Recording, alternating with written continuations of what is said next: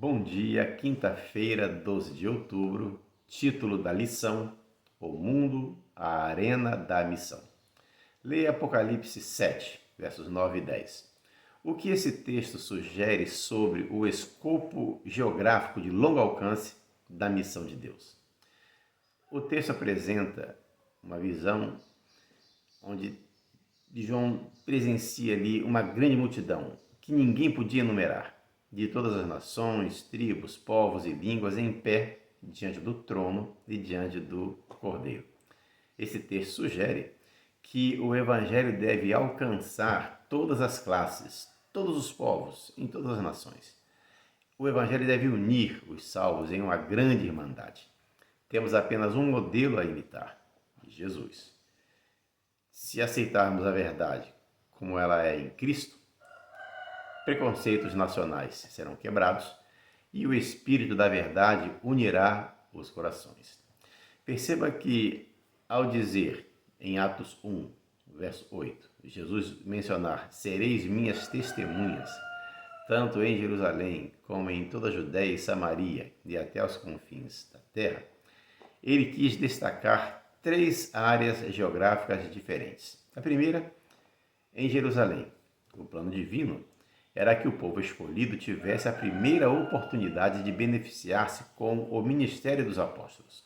Durante esse breve período, milhares de judeus aceitaram a mensagem de Cristo. Em Atos 2:41, 5:14, vários textos atestam sobre essa verdade.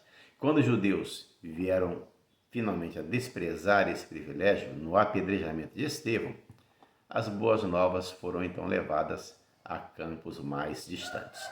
Jesus ele quis dizer, ao falar que deveria se pregar em Jerusalém, comece a compartilhar sua experiência com Deus com pessoas que estão perto. A missão começa com a família, vizinhos e amigos. Esse é o lugar principal da missão. A seguir, Jesus disse: em toda a Judéia e Samaria. Os samaritanos eram um povo misturado, um povo que não tinha mais a sua identidade nacional, um povo misto, sempre em inimizade com os judeus.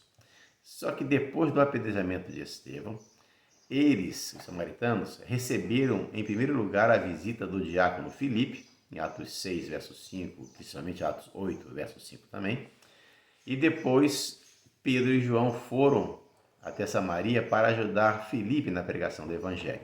Capítulo 8, verso 14.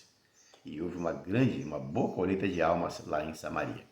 Em nosso contexto, a missão também envolve os que estão, de certa forma, um pouco mais distantes. São pessoas que falam a nossa língua, têm a nossa cultura semelhante à nossa, mas não vivem a mesma realidade que nós.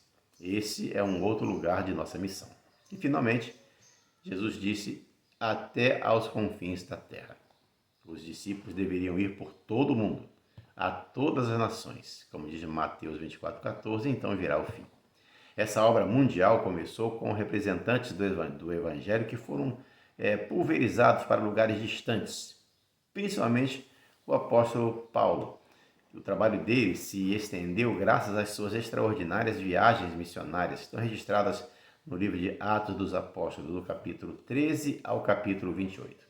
Paulo, ele trabalhou tanto na pregação do Evangelho nesses lugares distantes, que ele se sentiu motivado a afirmar em seus dias que o Evangelho estava sendo pregado já para toda a criação debaixo do céu. Colossenses 1:23 e Tito capítulo 2, no verso 11. Em contraste com a comissão que Cristo deu pela primeira vez quando enviou os 12, Mateus 10, do 5 ao 6, onde ele diz para os discípulos que não entrassem na cidade dos samaritanos, nem se dirigissem aos gentios, mas que fossem primeiro as ovelhas perdidas da casa de Israel.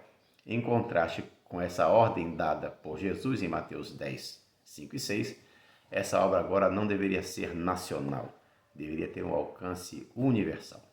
A missão de Deus nos chama para alcançar indivíduos de todos os lugares, nações, grupos de pessoas, línguas e etnias.